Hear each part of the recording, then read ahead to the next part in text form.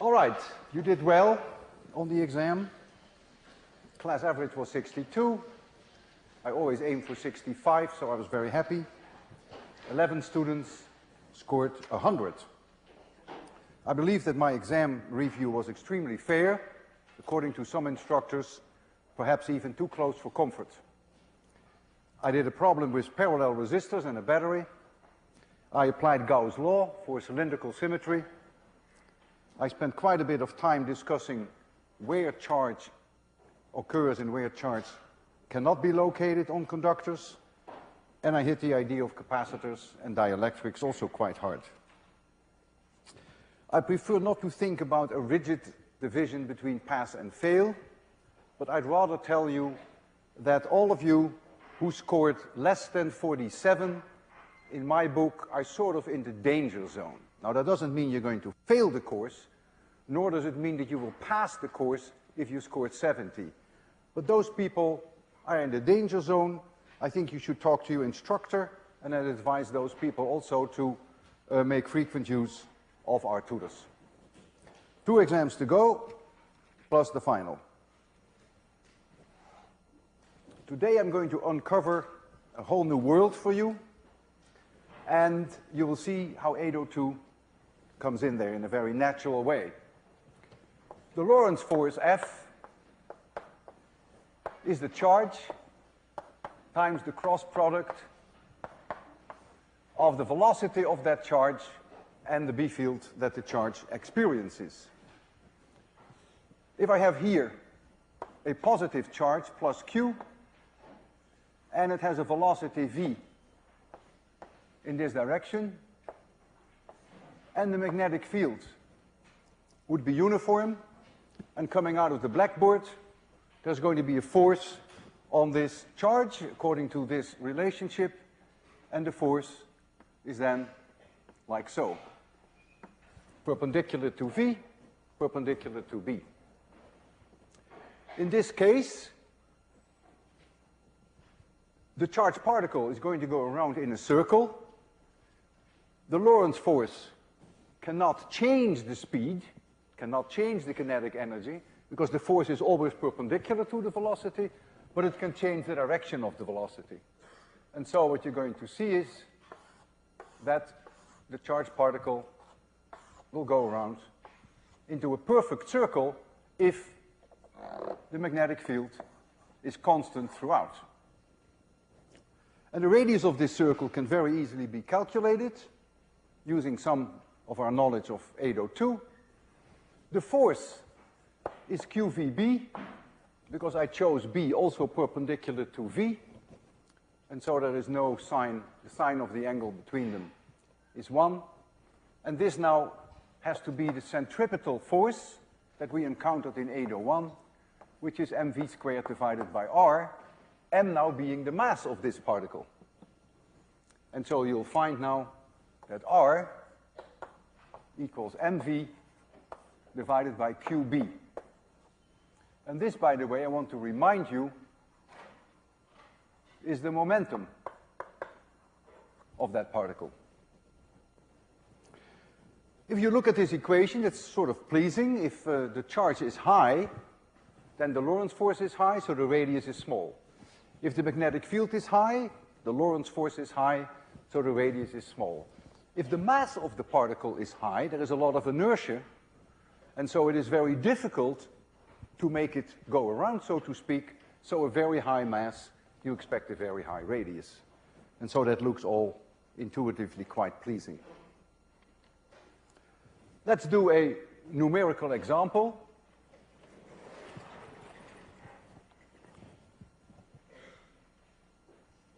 I take a proton, P stands for proton, and I take a 1 MeV proton. It's the same I took during my test review. 1 MeV means that the kinetic energy is 1 MeV is the charge times the potential difference over which this proton was accelerated. In this case, delta V would be 1 million volts. And this now equals 1/2 times the mass of that proton times the velocity squared. In this case, if I have a 1 MeV, so there's 1,000,000 volts, you will find that this is 1.6 times 10 to the minus 13 joules. I gave you there the charge of the proton. You multiplied it by 1,000,000, and this is the energy. And so now you can calculate the velocity, because you know the mass of the proton. I gave you that too there. And so you will find exactly what we found during my test review, 1.4 times 10 to the 7 meters per second, which is 5% of the speed of light. Comfortably low, so we don't have to make any relativistic corrections. If this proton now enters a magnetic field B, which is 1 Tesla, then by using the equation I have up there, you know the mass of the proton, we just calculated the velocity, you know the charge of the proton, and you know the B field, you will find that R is 0.15 meters, which is 15 centimeters. So just a numerical example. It is more common, or at least often done, to eliminate out of that equation there the velocity and replace it by the potential difference, capital V, over which we accelerate these particles. And so what you can do, you can replace this V by using the equation I have there, the 1/2 mv squared. So we have that 1/2 mv squared equals Q times delta V, but I will write for that just a capital V.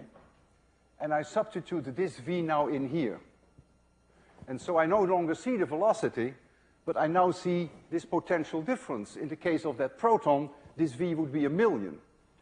And you will find then that R is then the square root of 2m times that capital V divided by Q B squared.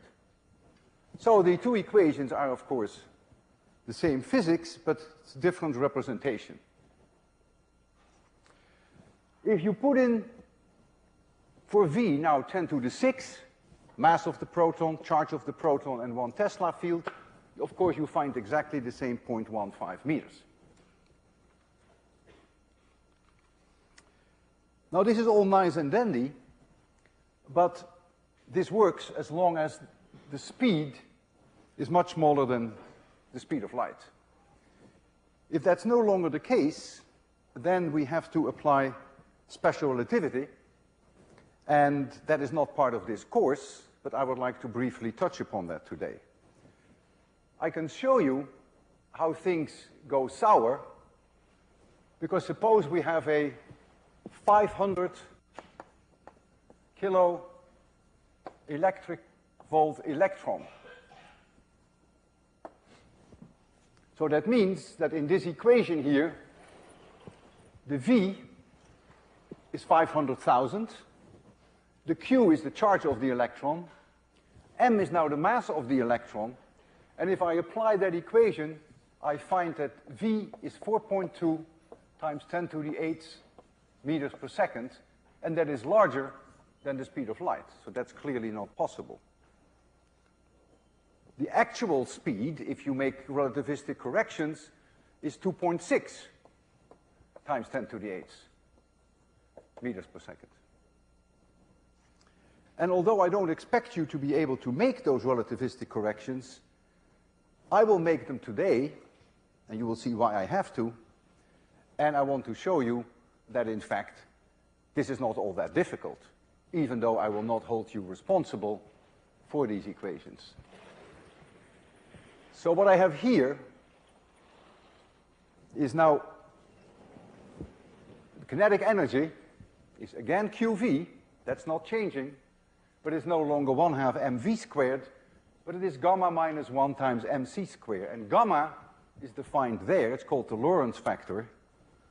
And so if you know now for the electron that capital V is 500,000, you can calculate what gamma is from the first equation, and then you go to the second equation and you find what the speed is. And you will see then that you never find the speed larger than the speed of light. And so we now have to make a correction also for the radii, and those corrections become, again, relatively easy. This now requires a factor gamma, and you see that on the upper blackboard there. And this 2 now has to be replaced by gamma plus 1, and then everything is okay. So I don't expect you to know this, but I don't want you to think that all these relativistic corrections come out of the blue, nor do I want you to think that it is very difficult. It really isn't. The equations are extremely straightforward. So I want to show you now some of the results that we just discussed. The 1 MeV proton and the 500 keV electron. This is on the web. You can click on lecture supplements and you can make yourself a hard copy. So here you see the kinetic energy, 1 MeV proton. Notice the speed that we calculated there is non-relativistic. Gamma is very close to 1. You don't have to make a correction. And in a 1 Tesla field, you get a radius of 15 centimeters, what we just calculated. If you go to a 50 MeV proton, you're sort of on the borderline between relativistic and non-relativistic, but still non-relativistic enough. And if it is non-relativistic, you can clearly see here that the radius goes with the square root of capital V. And for a 50 MeV, capital V is 50 million, and for 1 MeV, capital V is 1 million. And since it goes with the square root of V, you expect roughly the radius to be the square root of 50 times larger, which is 7, and indeed you see that. So you see from 15 centimeters, the radius goes to about 1 meter. Here is our 500 keV electron. And notice that I did the calculation correctly. This is relativistically corrected. Now you get the 2.6 times 10 to the 8 meters per second by applying the formalism that you see there. I will leave this here throughout this lecture because I will return to this several times. I want to show you a cute demonstration. I have an electron gun here, and the electron gun comes like so. So this is the velocity of the electrons. I put a minus sign there to remind you that they are electrons. If electrons go in this direction, the current goes in that direction. And so if now I have a magnetic field, which, let's assume the magnetic field is in the blackboard, this is B, then I cross B is the direction of the force. I is in this direction, B is in the blackboard. So if I'm not mistaken, I think the force is in this direction, and so you will see that it starts to bend in this direction. If you change the direction of the magnetic field is coming out of the blackboard, then the electron will go in this direction, and I can show you that here. It is not too different from the distortion experiment that I did when I had the television program there, and I had this strong magnet, and we distorted the image, but this, of course, is a little bit more controlled. So, we're going to see the image there, and we want to make it quite dark in the room. And turn on the electron gun. So you see the electron gun, it strikes a fluorescent screen, and that's how you can see it. And I have here a bar magnet, and if I hold the bar magnet behind it, then I can create more or less situations like this. I can flip over the magnet, and then the direction of bending should change. So here I come with the magnet, and you see, curve up the electrons, I turn the magnet over, and I come in again, and they curve down. Very straightforward, very simple.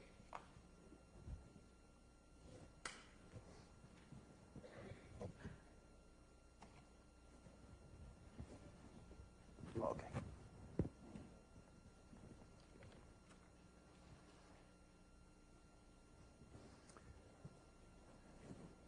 There is a fantastic way in physics that we can separate isotopes from one and the same element.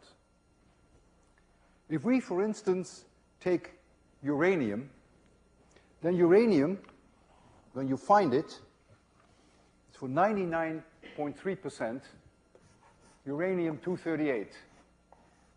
That means it has 92 protons, otherwise it wouldn't be uranium, and it has 146 neutrons.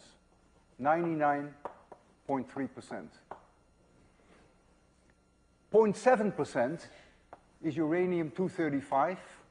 Again, 92 protons, otherwise it wouldn't be uranium, but only 143 neutrons. And that you'll find in nature for 0.7%. So you go to a chemist, and you give a chemist a little bit of uranium, and you say, would you please separate these two isotopes for me? And he, of course, would laugh at you, and he would say, go fly a kite, because the chemical properties are exactly the same for the two, because uranium is uranium. Neutral uranium here has 92 electrons, and neutral uranium here has 92 electrons. So there's no way that they could separate those. And I will show you now how they can be separated with what we call a mass spectrometer. You heat the uranium so that it ionizes. Let's assume it's ionized 1, so it loses 1 electron. So it's positively charged with 1 unit charge, one of those charges that you see here. And we now accelerate it over certain potential difference, so these uranium atoms, the 235 and the 238, get a certain speed. And they come in here with this speed, V. So they're positively charged. And let's assume that we have a magnetic field that is uniform, and that is in this direction. It comes out of the blackboard. So what will happen is that these charged particles, which are positively charged now, 1 unit charge, are going to go around a circle and hit here. This is a radius. But if you look here at these equations, so you will see that the radius is proportional with the square root of the mass of the particle. And the mass of 238 is 1.2% larger than the mass of 235. And so it's 1.2% larger, since we have the square root there. You see here the square root. We accelerate them over the same potential difference, so this one doesn't change. This is the only thing that changes. So then you expect an 0.6% change in radius, and so the 238 will end up here. I exaggerate that very highly, and the 235 will end up here. The 238 has a larger radius because it has a larger mass. And you see that here. There's no change in B, there's no change in Q, and there is no change in capital V. We accelerate them over the same potential difference. And so if the radius, for instance, were 1 meter of this mass spectrometer, then the difference here, remember this is 2r, the difference would come out to be about 1.2 centimeters. And so you have a collector here where you collect your 238 nuclei, atoms, and here you collect your 235. And that is the idea behind a mass spectrometer. Why did I choose this particular example? Well, this example changed our world, and it made history. Uranium-235 was needed by the Americans to build an atomic bomb to end the Second World War. This was done under the famous Manhattan Project. And Ernest Lawrence of Berkeley built mass spectrometers which were able to separate uranium-235 from 238. In the beginning, it went very slowly, about 100 micrograms per day. But a few kilograms was required for an atomic bomb. They finally managed to get up to 1 gram per day, and in combination with other separation techniques, such as the gas diffusion techniques, which I will not discuss here now, they managed to get a few kilograms, and they dropped the bomb on Hiroshima on August 6, 1945, and 3 days later, the bomb was dropped on Nagasaki. The Japanese surrendered, and it was the end of World War II. It's a good thing that there are many peaceful applications nowadays of mass spectrometers, particularly in the medical area. People sometimes require radiation, and they need radiation from a particular radioactive isotopes, but you don't want the other isotopes from the same element, and so you separate them then with a mass spectrometer. It's a whole industry, very important industry. And now I would like to address the issue, how do you accelerate protons to extremely high speeds, almost approaching the speed of light? And that is also something for which Ernest Lawrence is credited. In the early days, it was done in a cyclotron, which I will describe to you now. The cyclotron consists of a chamber which is called a D. This is one D, and here's another D. These are conducting chambers. If you look from the side, it would look like so. This is the left chamber, and this is the right chamber, and all of this is in vacuum. And let's assume that we have a magnetic field coming out of the board, like so. So let's revisit our 1 MeV proton.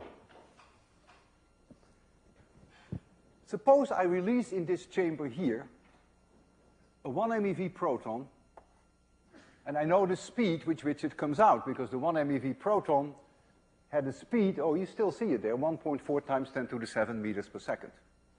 We also know that in a 1 Tesla field, let's make this 1 Tesla, that the radius is going to be 15 centimeters. You see it up there. So what is this proton going to do? It's going to do this. But when it gets there, a potential difference is introduced between these two Ds, so that this is high potential and this is a low potential.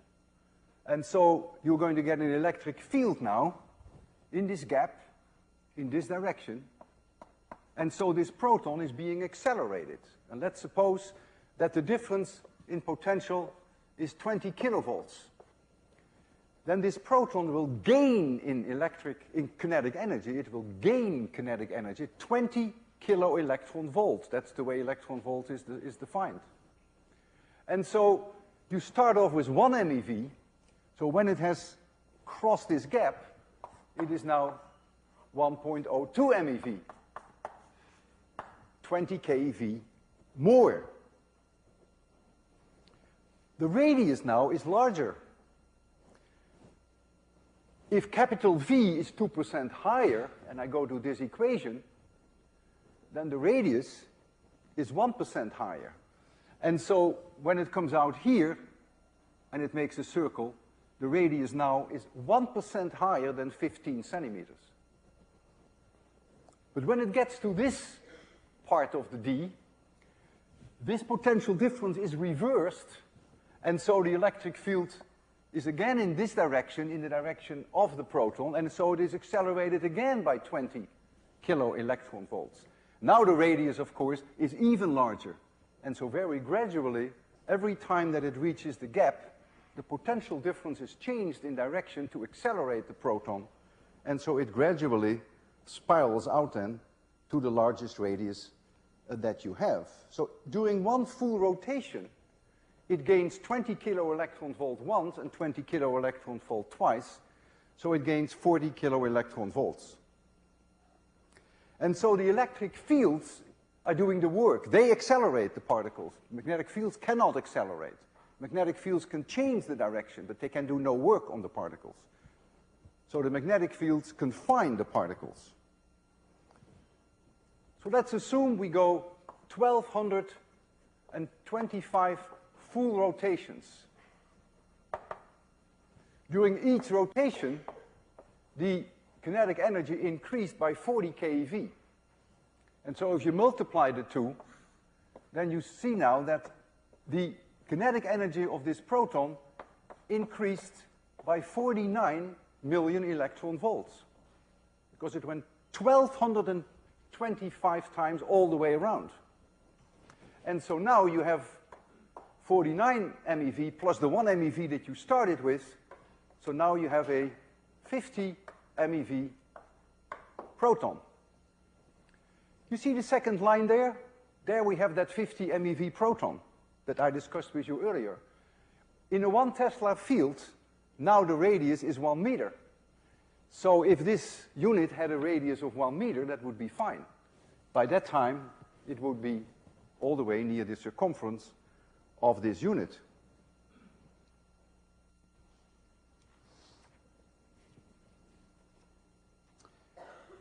What is remarkable and not intuitive, that the time to go around, as long as we don't have to make relativistic corrections, that the time for a proton to go around is independent of its speed. Not so intuitive.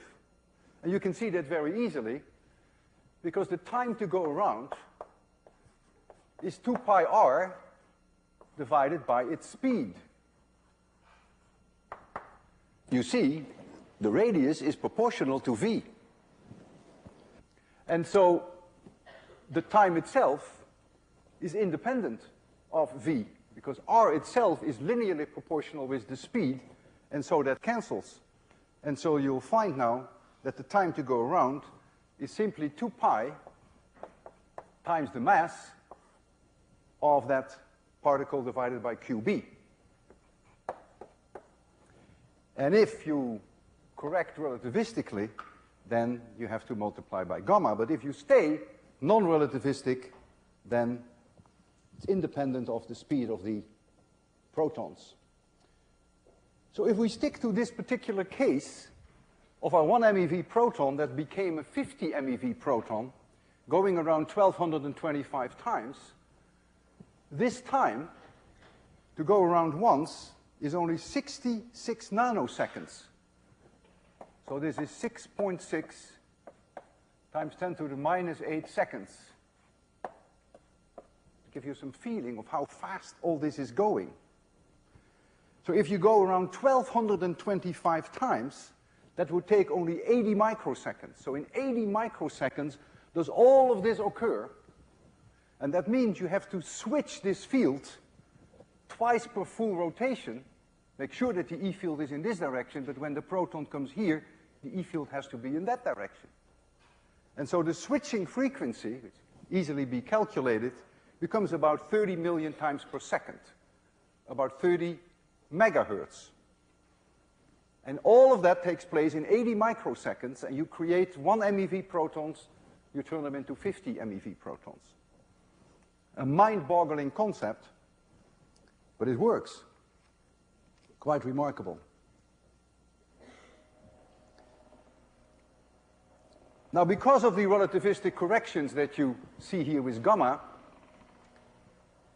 if you go to very high energies, then the time is not constant for a full rotation, so you have to adjust now the frequency with which you switch the potential between these gaps. So if the time increases, then this switching frequency has to go down, and we call those instruments synchrotrons or synchrocyclotrons. They have names, so you synchronize now and correct for relativistic effects. Modern accelerators have constant radii. They are rings. And so if you have a ring with constant radius, the only way that you can keep the particles in the ring when they have a low energy and when they have the high energy is by gradually increasing the magnetic field. So you start off with a weak magnetic field. You go around, huge circle, very large radius, and you gradually increase the magnetic field as you keep accelerating them. And by making the magnetic field go up just in the right way, maybe all the way up to 2 Tesla, you can keep them in that ring. The first slide that I'd like to show you is the slide of an ancient cyclotron. It is actually a synchrocyclotron. It was built by Lorentz in Berkeley. And this was capable of accelerating protons to 730 MeV. You see here a person to give you a feeling for the size. of this instrument. Lorentz received the Nobel Prize for Physics in 1939 for his invention of the cyclotron. The next slide is Fermilab near Chicago. This is one of these modern accelerators, they're also called sometimes colliders. And this has a diameter of 2.2 kilometers. And this instrument, this year, plans to accelerate protons up to 1,000 GeV. G stands for giga. Giga is the same as billion. So 1,000 giga electron volts would be 10 to the 12 electron volts. The beams of high-energy protons are made to collide with other nuclei to uncover the inner workings of nuclear physics. The higher the energy of the protons, the larger is the impact when the protons collide and the more one expects to learn.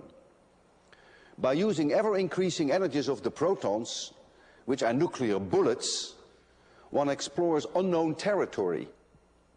In the news, these colliders are often called atom smashers. That is a flashier name which appeals more to the general public who pays for all this with their tax money. This research is a multi-billion-dollar industry. The words atom smasher are actually a misnomer. The colliders smash nuclei, which are 10,000 times smaller than atoms. The next slide shows you the tunnel of the largest ring in the world, which is in Geneva, at CERN, which is a European collaboration. This tunnel, which already exists for many years, has a circumference of 17 miles, has a radius of 4.3 kilometers, and in here are these protons being accelerated, of course under high vacuum, and with very modern techniques of superconducting magnets, they can even go up now to about 5 Tesla. And in this tunnel right now, a whole new experiment is under development, which is called the Large Hadron Collider, which is considered the holy grail for particle physicists. And it's hoped that that will go on the air in the year 2007 or so. And it will accelerate protons to an unprecedented energy. It will give them kinetic energies of 7,000 GeV, 7 times 10 to the 12 electron volts. So I would like to return to my overhead there so that you can see some of that, what we just discussed. Right there, thank you, Tom. So here we have Fermilab. You see a radius of 1.1 kilometers. I showed you a picture from the air. And so they went up to 1.5 Tesla, so that's the maximum magnetic field strength. You get very close to the speed of light, by the way. And you see 500 GeV protons. And here you see the Holy Grail, the Large Hadron Collider, European collaboration in Geneva at CERN, whereby you have the circumference of 17 miles and the magnetic field that they hope to achieve going up to 5.5 Tesla using modern techniques of superconductors. So if you want to go around in these tunnels, by the way, you need a motorcycle. You go 17 miles around.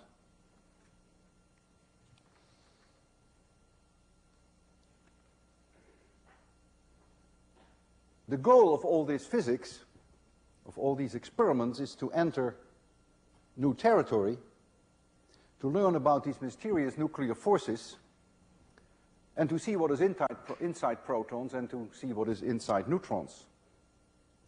And with these experiments, many nuclear particles were discovered whose existence was completely unknown previously.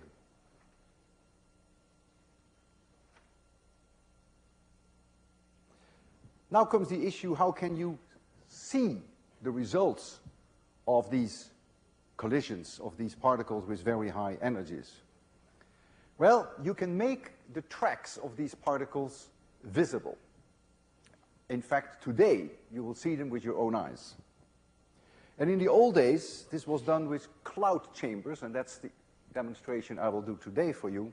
But nowadays, they do them with bubble chambers. Let's first understand the principle.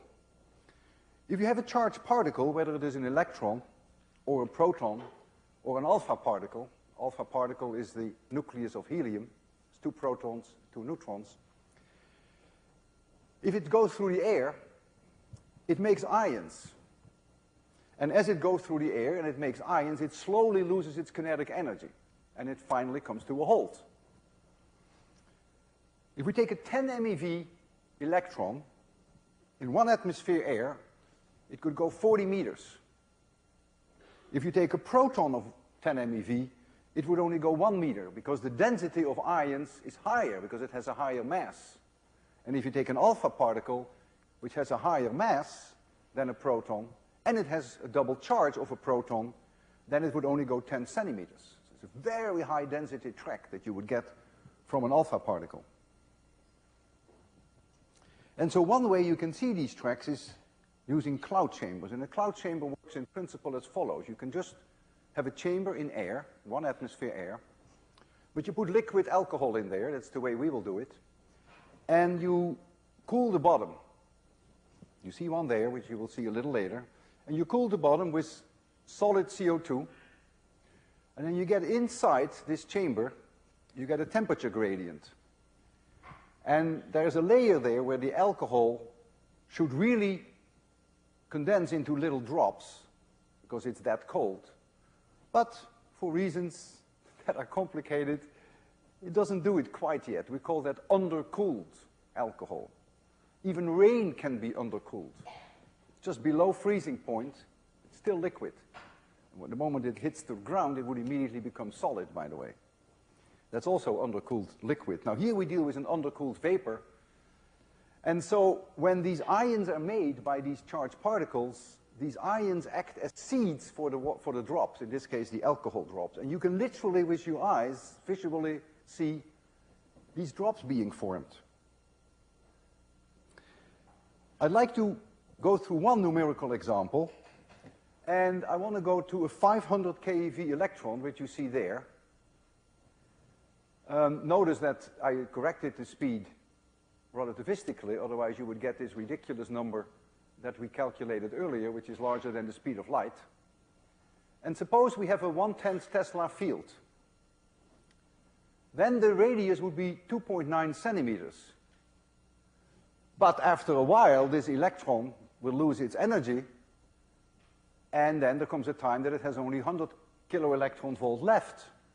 By that time, the radius in a 1/10 Tesla field would now be 1.1 centimeters. And so when you look at cloud chambers, at the tracks of electrons, and you have magnets there, you will see the tracks being curled up, which of course is the result of the fact that the radius gets smaller in time, and since the magnetic field is constant, you can see then large radius here, and as the kinetic energy slowly decreases, the radius gets smaller and smaller and smaller.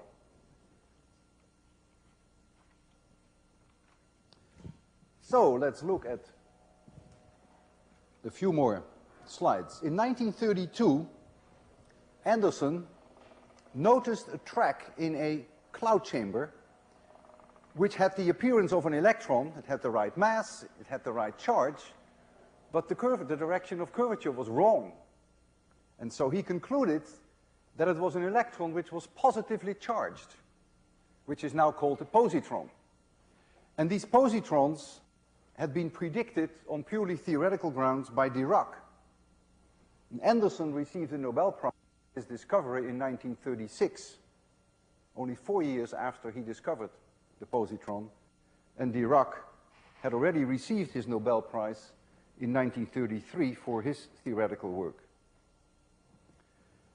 The bubble chamber is an advanced form of the cloud chamber. In the bubble chamber, liquid hydrogen is used, and if now the ions go through, the ions become the seeds now for little gas bubbles. So you have liquid, which really should have been gas, but it's not quite. And so now it forms gas bubbles. So in a cloud chamber, you're going to see the drops. In a bubble chamber, you see gas bubbles. But the idea is the same. And Glaser, who invented these chambers, he's also from Berkeley, by the way, he got the Nobel Prize for that in 1960. So let's look at the discovery by Anderson. Here you see a positron coming from above, and this positron has 63 MeV kinetic energy, and Anderson put some half a centimeter of lead in there, which is very clever. Think about that. When it comes out, the energy now is less, because in the lead it produces a lot of ions, and so it loses a lot of kinetic energy, and it comes out with roughly 23 MeV. And why did he do that? Because now he knows for sure that this particle came from above. Because when it loses energy, the radius is smaller. That's why he was sure that it was curved in the wrong direction. If he didn't have the lead, you never know whether the electron came this way, in which case the curvature would be perfect. But now he knows it comes from above, and if this had been an electron, it would have curved this way. So this is one of the early discovery cloud chamber photographs by Anderson. The next slide is a bubble chamber, and you see here both a positron and an electron in a constant magnetic field. And it speaks for itself. Notice that the curvatures are exactly in opposite directions, and you see this spiral structure that I discussed with you. As the electrons lose their energy, and since this is a bubble chamber which has an enormous density, 1,000 times higher density, say, than air, these electrons don't travel 40 meters in these chambers. In air they would, but in this case it is substantially less, and so you can roll them up nicely. And you can study then their momentum and their charge.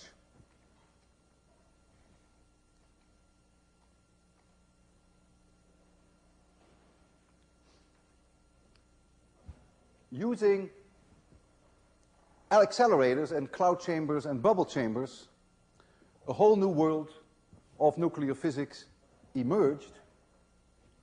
Wow. And between 1958 and 68, 30 new nuclear particles were discovered. And MIT has always been on the forefront in this research. Professor Sam Ting, who's still at MIT, got the Nobel Prize in 1976. Steven Weinberg, a theoretician who did his work while he was at MIT, got his Nobel Prize in 1979. Jerry Friedman, still at MIT, and Henry Kendall got the Nobel Prize for their work in 1990. And Clifford Shull got his Nobel Prize in 1994. If I summarize the basic idea behind it, which is very relevant to 802, you accelerate these particles using electric fields. That's the only way you can accelerate them. Magnetic fields can only be used to confine them, but cannot change their kinetic energy. But magnetic fields are crucial, because that allows you, as you gradually increase their speed, to confine them, either by a ring, which is done nowadays, or in the old days in these chambers of the cyclotrons and the synchrotrons. And then we have the bubble chambers, in the old days the cloud chambers, whereby you use magnetic fields to get information on the radius of these particles as they are being detected. And out of all this emerged a whole new way of looking at our world, and completely new ideas about what makes the world tick. This is nothing short of a revolution. And so now I want to enjoy with you the last 5 minutes of this lecture by looking at a cloud chamber and by looking at some of these tracks. You're going to see a lot of electrons in there. The walls of the cloud chamber are radioactive, just like you are radioactive. Your bones are radioactive. Your windows are radioactive. They emit electrons, no protons. but they certainly emit electrons. And we have in there a radioactive isotope, a rod, which has thorium in it, which produces alpha particles. And so you're going to see electrons which make beautiful spider web structures. Please don't clean up yet. We have plenty of time. To be precise, we have 5 minutes and 18 seconds left. So these electrons, you will see them going like spiders through this chamber. And sometimes they change abrupt direction because they can collide, particularly when they have low energy, and then they ricochet off, so to speak. And then occasionally we may see an alpha particle coming from our radioactive thorium, and that makes a very thick track. And so let's try this. We have an expert here, which is Marcos, who has not only borrowed this instrument, and if you like it, we may actually buy it. It's not cheap, we may buy it. But he borrowed it specially for you, for which I'm very grateful, Marcos. And he also did quite a bit of work to get the light just right. It's not so easy to see those tracks. So, Marcos, you will get a chance to adjust the lights if you want that. We're going to make it very dark. And let's enjoy then this wonderful world, invisible world of nuclear physics. So here you see this, the rod with thorium. So Marcos, feel free to adjust the light if you feel the need. I will go into the audience as well and see whether we can identify the electrons. Oh, there was an alpha particle. So this is this rod. And so the bottom of this chamber is cooled with solid CO2. Ah, there was an electron, very nice. As I said, you know, they almost look like spider web. There was an electron here. So also keep an eye on this rod, and occasionally you will see a very dense track, which then indicates there was one. That's an alpha particle. There's a beautiful alpha particle. Just enjoy this. You know, you're looking at a world which is completely new. Think about it. You're looking at the world of nuclear physics. You're seeing individual electrons. And occasionally you see alpha particles. Here, there's one coming out. And think about the physics, what's going on here. This alcohol, which refuses to become drops. And then these ions say, we force you to become what? Here's an alpha particle. I don't know what it's doing there. So these ions force this alcohol vapor to become drops. It's an incredible, complex picture that you're looking at. It is amazing every time I see this. It's absolutely fabulous. And all through these very simple rules. Let's think about it. We have the Lorentz force that makes these particles go around, electric fields that you can use them to accelerate them, and then this subtle way that you can actually make them visible, individual particles visible. It is a new world. And the goal of my lecture was to make you peek into this world, which has revolutionized our whole way of thinking. Thank you.